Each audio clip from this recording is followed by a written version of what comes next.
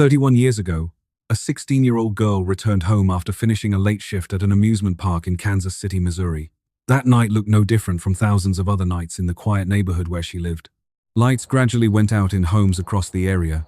The streets became increasingly deserted, and behind the door of a small house near East 9th Street, the entire family had fallen asleep. By the following morning, their lives had changed forever. The girl was found inside her own bedroom. News spread quickly throughout the community, leaving those who had known her in shock. In the weeks that followed, authorities believed they were getting very close to an answer. 3 local teenagers became the focus of the investigation. Charges were laid. One of them spent months in custody while the case continued to be reviewed. Then everything began to fall apart. The most important witness statement was suddenly withdrawn. The forensic results available at the time were unable to conclusively identify the person involved. Once what had been considered the foundation of the case could no longer be relied upon, all charges were eventually dismissed. The case gradually reached a dead end. The years passed. Children who had once lived in that neighborhood grew up. Many residents moved away. Some of the original investigators had long since retired. Yet the file bearing the name Fawn Marie Cox remained on the storage shelves, passed from one generation to the next as a reminder that the truth was still somewhere beyond reach. Then, in 2020, an advancement in genetic genealogy opened a door that nobody had been able to unlock for more than 3 decades. Within a short period of time, the technology produced a name, but the most astonishing part was not that an identity had finally been established. It was the person behind that name, because the trail led investigators back to someone who belonged to the victim's closest circle. And what was uncovered afterwards transformed this case into one of the most remarkable cold cases in the history of Kansas City. Before we go further into the story, let us know where you're watching from. And if you enjoy true cases that are solved after years of waiting, don't forget to subscribe to the channel and join us for the cases still to come. The summer of 1989 brought the familiar heat that settled over Kansas City, Missouri each year. As the sun slowly sank below the horizon, the warmth still hung over the streets and among the homes in the northeastern part of the city. It was a place where many families had lived for generations, where children grew up surrounded by familiar faces, and where most residents believed they belonged to a safe community. Among them was the Cox family. They were neither wealthy nor well-known. They were simply hard-working people trying to create a better future for their children. Their days revolved around work, school, and the routines that shaped the lives of countless American families during the late 1980s. Fawn Marie Cox grew up in that environment. At 16, she was beginning to look ahead to adulthood. Those who knew Fawn often remembered her as a responsible teenager who thought carefully about her future.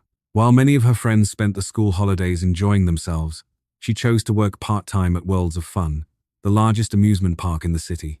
The job offered more than a small paycheck. It also reflected the sort of person Fawn was. She liked earning her own money, took satisfaction in meeting her responsibilities, and always made a point of arriving on time for work.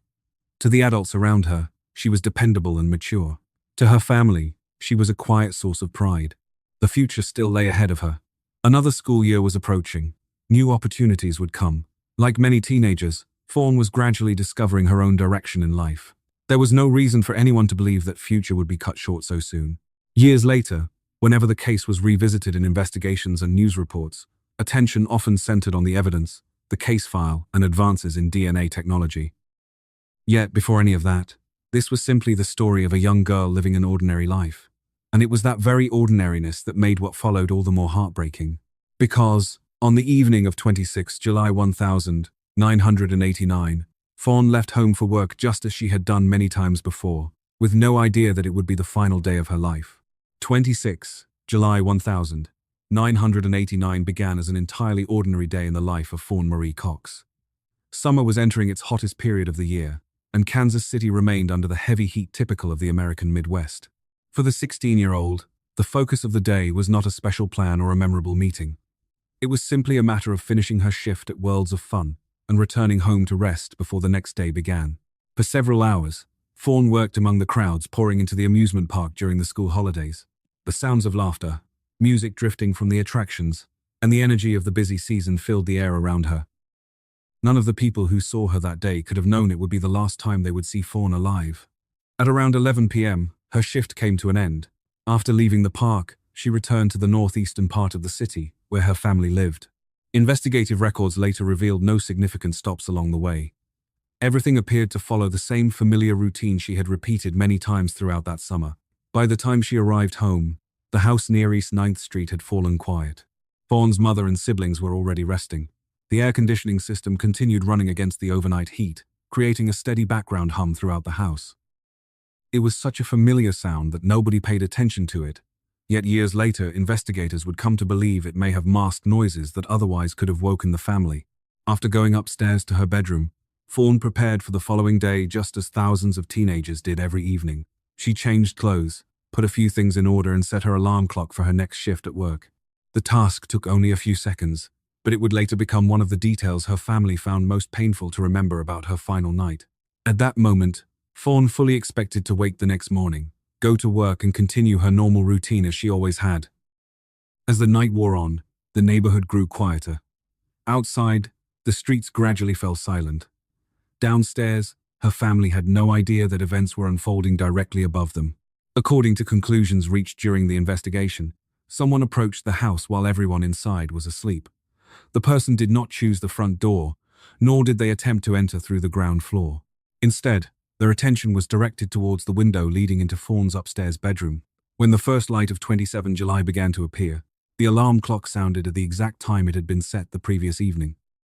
Under normal circumstances, Fawn would have quickly got up and started preparing for the day ahead. But that morning, the upstairs level remained completely silent. More time passed without any sign that she was awake. Gradually, those downstairs began to sense that something was not right.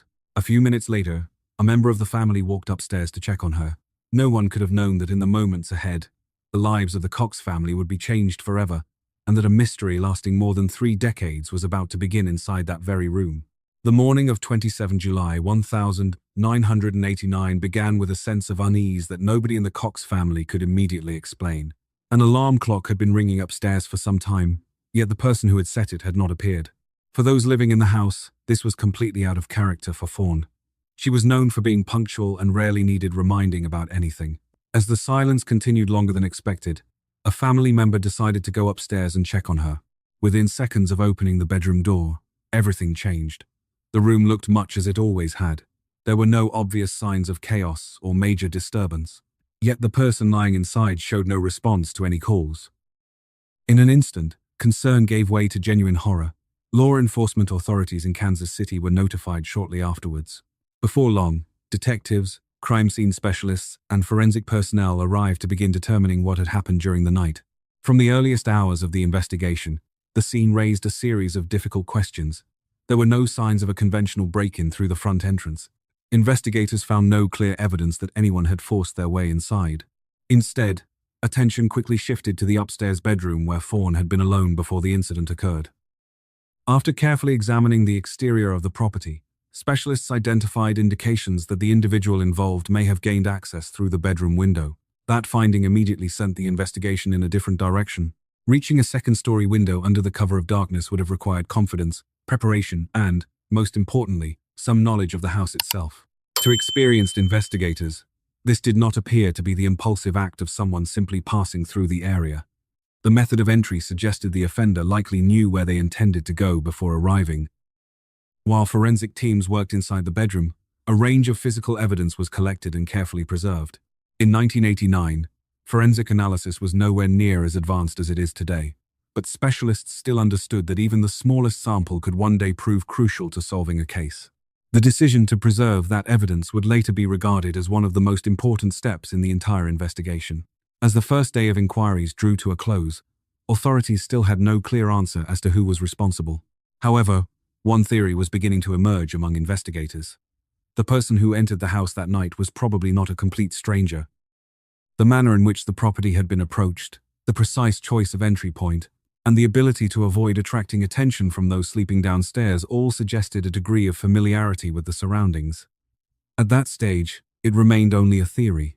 Years later, that observation would become one of the key pieces in solving a mystery that had endured for more than 3 decades. In the days that followed, a heavy atmosphere settled over northeast Kansas City. A community accustomed to a quiet way of life found itself asking the same question over and over again. Who had entered the Cox family home that night? For investigators, the pressure to find answers continued to grow. The victim was a teenager known to many people in the area, and the case had shaken the city. Interviews were carried out continuously. Friends, neighbors, work colleagues, and anyone who had recently been in contact with Fawn were reviewed. Every statement was compared against the timeline of 26 July in an effort to reconstruct the final hours before the tragedy unfolded. As the investigation expanded, attention gradually centered on three local teenagers. Witness statements and information gathered at the time led authorities to believe the group may have been connected to the crime. With forensic technology still limited in the late 1980s, witness accounts often carried far greater weight than they do in modern investigations. As time passed, suspicions continued to grow. Eventually, all three were charged. Because they were juveniles at the time of their arrest, their court records were sealed under Missouri law. The media did not publish their identities, and authorities did not release their names to the public. One of the three spent approximately 8 months in custody while the investigation continued. For the families of those accused, it was an extended period of uncertainty. At the same time, many people within the community began to believe the case was close to being solved. However, a major problem remained behind that early confidence. The physical evidence available at the time could not provide a definitive answer. Biological testing methods, in 1989, were limited to procedures that would be considered relatively basic by today's standards. The results were not strong enough to identify the offender with certainty, yet they were also insufficient to completely rule anyone out. The case sat in an uncomfortable middle ground, where suspicion remained but certainty did not. The turning point came when the most important witness unexpectedly changed their account. The person whose information had formed the foundation of the original investigative direction admitted that what they had previously told authorities was not true. Within a short period of time, the entire case began to unravel. Once the statement was withdrawn, prosecutors were forced to reassess everything from the beginning. The key witness was gone. The forensic evidence remained inconclusive. There was also no direct evidence linking the three teenagers to the scene. Faced with those realities, all charges were eventually dismissed. For the public, the decision generated mixed reactions. Some believed investigators had pursued the wrong direction from the outset. Others worried that the person truly responsible had never come under suspicion at all. What is significant is that, at the very moment the investigation reached a dead end, an important part of the answer was already sitting in law enforcement storage. Evidence collected in 1989 continued to be carefully preserved, even though nobody yet knew what role it might play in the future. Once the charges were dismissed, the Fawn Cox case officially lost its primary suspects. Viable leads gradually disappeared. Interviews failed to produce new breakthroughs. After months of effort, the investigation that had once captured the attention of an entire city began to slow. Then the years passed. Quietly, an unsolved mystery found its place among Kansas City's cold cases. As all charges were dismissed, and the most significant investigative avenues gradually reached dead ends, the Fawn Marie Cox case entered a different phase. The regular press conferences stopped. New developments no longer appeared on local television. Public attention slowly shifted elsewhere, while the file concerning the 16-year-old was added to the growing list of unsolved cases in Kansas City. For the Cox family, those years were not measured in months or even years. They were measured in birthdays marked by the absence of a daughter, holiday gatherings with an empty place at the table, and milestones Fawn should have experienced had her life not been cut short. While her friends grew into adulthood, built careers, and started families of their own, Fawn remained forever tied to the summer of 1989. Outside the house near East 9th Street, time continued to move forward. The children who once played along those familiar streets had become adults. Many residents moved away. Some of the people who had searched for answers during the early days of the investigation passed away before the truth was finally uncovered. The city continued to grow and change, yet memories of the case quietly remained with those who had never forgotten. At the Kansas City Police Department, the file was not abandoned as many assumed. Year after year, it was handed from one generation of investigators to the next. Those who inherited the case spent countless hours reviewing scene reports, examining old photographs, and studying notes left behind decades earlier. Each hoped to spot something their predecessors had overlooked, but the answer continued to remain out of reach. What made the case unusual was that the opportunity to solve it had never entirely disappeared. From the very beginning, forensic specialists had collected and preserved a number of samples connected to the scene. In the late 1980s, the advanced analytical techniques we know today were still a long way off. Even so, procedures required every potentially valuable trace to be carefully retained, whether it could be fully utilized at the time or not. That seemingly routine decision would later prove critical. As leads faded and witness memories became less reliable with passing years, the sealed evidence remained untouched in storage. Quietly, it survived decades of technological change, staff turnover, and the limitations that had once prevented the investigation from moving forward. As the 21st century progressed, forensic science began advancing at an extraordinary pace. Across the United States, cold cases once thought destined to remain unsolved were suddenly being resolved through new analytical methods. Each success brought fresh hope to families still waiting for answers, and led investigators to wonder whether the Fawn Cox case might one day be viewed through an entirely different lens. Gradually, a thought began to take hold within the cold case unit. Perhaps the truth had never disappeared from the file at all.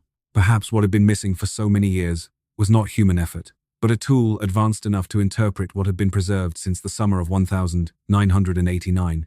By the 2010s, a new approach was producing breakthroughs in high-profile cases across the country, and the Fawn Cox file was once again brought under review. After more than 3 decades of waiting, a door that had remained firmly closed to investigators finally began to open. Throughout the 2010s, a quiet revolution was taking place in cold case investigations across America. Files that had sat dormant for decades were beginning to move again thanks to a combination of genetic science and modern data analysis. Cases, once considered impossible to solve, were suddenly returning to investigators' desks with renewed promise. In Kansas City, those responsible for the Fawn Cox investigation followed these developments closely. They saw an increasing number of long unsolved cases being resolved not through confessions, new witnesses, or chance discoveries, but through DNA techniques far more sophisticated than anything available in 1989. Among those particularly interested in this approach was Captain Ben Caldwell of the Kansas City Police Department's Cold Case Unit. After years of studying investigations from around the country, he recognized that a relatively new method was producing remarkable results. It was known as investigative genetic genealogy, a technique that allows specialists to trace family connections through DNA and identify individuals even if they have never appeared in a criminal database. The concept differed dramatically from traditional systems. In the past, a DNA sample could only produce results if it matched a profile already stored within a national database. If the individual had never provided a sample or had never entered the criminal justice system, comparisons often led nowhere. That had been the reality in the Fawn Cox case for many years. Investigative genetic genealogy offered a different path. Rather than searching directly for the individual responsible, specialists could trace distant relatives who had voluntarily submitted DNA to family history platforms. From those seemingly small connections, they gradually built family trees, narrowed the field, and ultimately identified the person they were seeking. Even so, applying the technology was far from straightforward. The process was expensive, required specialized expertise, and was beyond the resources of many agencies. For Kansas City, turning the possibility into reality would require cooperation between multiple organizations. In 2020, that opportunity finally arrived. More than 30 years after the tragic summer night that changed everything, the Kansas City Police Department partnered with the local FBI office to re-examine evidence preserved since 1989. Material that had remained untouched in storage for decades was returned to the laboratory with a very different objective from any previous analysis. For investigators, this was more than a routine review. It felt like reopening a door that had remained closed for years. No one could say with certainty that the answer was waiting on the other side. Yet, for the first time in a very long while, they believed they possessed a tool capable of confronting a mystery that had existed since 1989. While the Cox family continued living with unanswered questions, genetic specialists began their work. Data was processed carefully, connections were examined one by one. Each branch of a family tree was expanded a little further. Then, within only a matter of weeks, a name began to emerge from the analysis. A name that would change everything people thought they knew about the Fawn Cox case. In 2020, more than 3 decades after the summer night that changed the Cox family's life forever, the evidence preserved since 1989 finally entered the most significant stage of analysis since the case began. Rather than searching for a direct match within the National Criminal DNA Database, specialists chose a completely different approach. They started with distant genetic connections and worked backwards through multiple generations, reconstructing family lines linked to the unknown individual. The process did not deliver answers overnight. The earliest results revealed only a handful of faint connections between people living in different parts of the United States. To an outsider, the information appeared almost meaningless. To genealogical researchers, however, each connection represented another small marker on the path towards the person they were trying to identify. Day after day, civil records were examined, birth certificates, marriage records, historical investigative files, and publicly available archives were gradually pieced together. Slowly, a larger picture began to emerge. Family lines that had once appeared unrelated started converging on a familiar location, Kansas City. At the same time, investigators revisited the original case from a new perspective. For years, one detail had continued to trouble those involved. The individual who approached the house that night appeared to know exactly where they were going. Finding the correct upstairs bedroom was not consistent with someone selecting a target at random. It suggested familiarity, knowledge gained through previous visits or through a relationship far closer than originally imagined. As those two lines of inquiry began to intersect, a sense of surprise spread through the investigative team. The new findings were not pointing towards an unfamiliar neighborhood, nor were they revealing the broad network of suspects many had once anticipated. Instead, the focus steadily narrowed around a group of people who shared one significant characteristic. They were biologically connected to the victim's family. It was the moment many long-held assumptions began to crumble. For years, members of the community had considered the possibility that the offender came from outside the area. Some suspected local troublemakers. Others believed the answer lay with an individual who had simply never been identified. The scientific evidence, however, was telling a very different story. The further researchers expanded the family tree, the clearer the picture became. Unrelated branches were gradually eliminated. Timelines were carefully compared. Ages, residential histories, and potential access to the scene were examined one step at a time. Eventually, the entire process appeared to lead towards a single individual. When that name finally appeared in the report, several members of the investigative team felt compelled to review the analysis from beginning to end, not because the evidence was weak, but because the conclusion was so difficult to accept. The person they had been searching for had never been waiting at the end of a distant trail. That individual had never been hidden somewhere beyond the reach of the investigation. The answer had been sitting much closer to the case from the very beginning. After more than 30 years of waiting, the mystery that had troubled generations of investigators was approaching its conclusion. Yet what was about to be revealed would do more than solve the case. It would deliver a profound shock to those who had spent much of their lives searching for the truth. Because the identity indicated by the DNA did not belong to a stranger, it belonged to a member of the Cox family. In November 2020, more than 31 years after the investigation first began, the case finally reached the moment generations of detectives had worked towards. The genetic genealogy analysis was complete. Data drawn from multiple independent sources pointed towards the same conclusion. For those involved, it was the moment modern science finally answered a question that had remained unresolved since the summer of 1989. When the final report reached the Kansas City Police Department, the first reaction was not excitement but astonishment. The name identified was not among the investigative paths most frequently discussed over the years, nor did it align with theories that had circulated within the local community. Instead, the findings pointed to Donald Cox Jr., a 21-year-old man at the time of the crime and a relative of the victim herself. The discovery immediately made many details from the original investigation easier to understand. For decades, detectives had believed the person outside the house that night possessed considerable knowledge of the property. The ability to reach the correct upstairs area, select the precise point of entry, and move about without attracting attention strongly suggested familiarity with the surroundings. It was not until the DNA results emerged that the full picture finally came into focus. What made the truth so painful was not simply that an identity had finally been established, but the relationship between that individual and the Cox family. For more than 3 decades, many had imagined the answer would lead to an unknown offender, an unrecognized face, or someone from outside the community. The reality proved very different. The investigation did not end with an outsider. Instead, it led directly back into the family circle itself. At the same time, another reality became impossible to ignore. Donald Cox Jr. had died years before. Advances in technology allowed investigators to identify him. That meant there would be no trial, no courtroom proceedings, and no opportunity for those left behind to hear an explanation for the questions that had lingered for decades. The true motive behind what occurred during that summer night in 1989 may therefore remain forever beyond the reach of the investigation. For the Cox family, it was a deeply conflicting moment. After more than 30 years of searching, they finally received the answer they had long sought. Yet the truth did not bring the sense of peace many might expect. It closed a mystery that had endured for decades while simultaneously opening a different kind of grief, because the person identified was not a stranger but someone once considered part of the family. After 31 years, the Fawn Cox case was finally solved.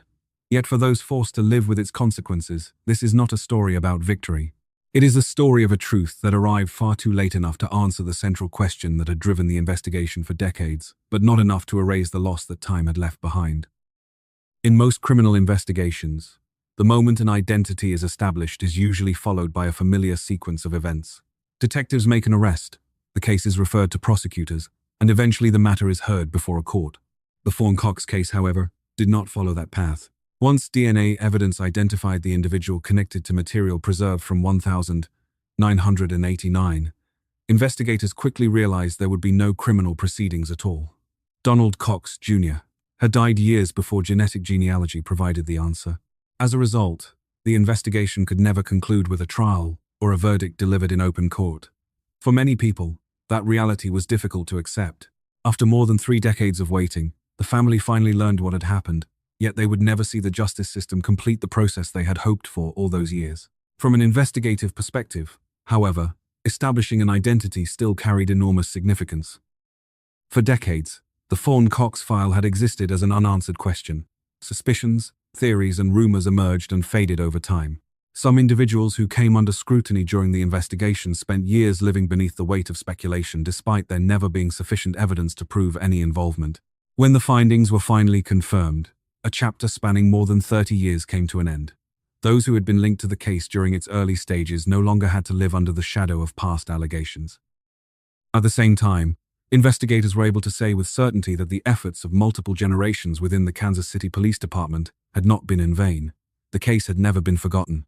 Successive teams continued preserving evidence, maintaining contact with the family, and waiting for the day technology could accomplish what was impossible in 1989. For Fawn's loved ones, the emotions that followed the announcement in 2020 were difficult to define with a single word. There was relief in finally receiving an answer. There was sadness for the years that had been lost. There was also grief in discovering that the truth led back to someone once considered part of the family. Those emotions existed side by side, creating a form of closure unlike anything they had imagined. Even so, after more than 30 years, one thing had changed. The case no longer sat among Kansas City's unsolved investigations. The question that had haunted the family, the local community, and generations of detectives had finally been answered. It may not have been the form of justice many hoped to see, but at the very least, the truth had come to light, and the name Fawn Mary Cox was no longer attached to an unanswered mystery. Every cold case leaves behind a question that lingers through the years. Some investigations are solved within weeks. Others require decades before the truth finally emerges. The story of Fawn Marie Cox belongs to the latter.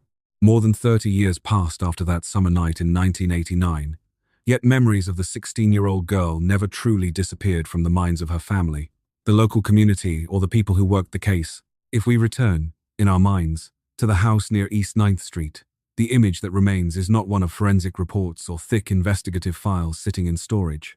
Instead, it is something far more ordinary.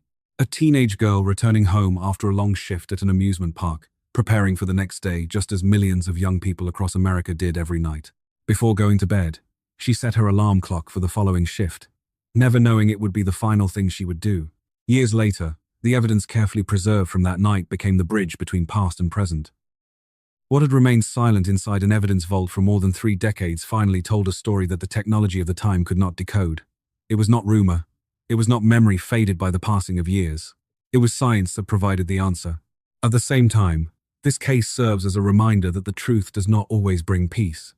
Sometimes the answer is far more painful than anything people imagined. For the Cox family, a journey that lasted more than 30 years did not simply bring an end to a mystery. It also forced them to confront a reality no one would ever wish to face. Today, the name Fawn Marie Cox no longer appears among unsolved cases. The investigation that challenged generations of detectives has finally been closed. Yet perhaps the most important lesson is not when the case ended, but something far simpler. No matter how much time passes, and no matter how long technology takes to catch up, some stories are never forgotten. Because sometimes the truth can remain silent for a very long time, but eventually, it still finds its way back into the light.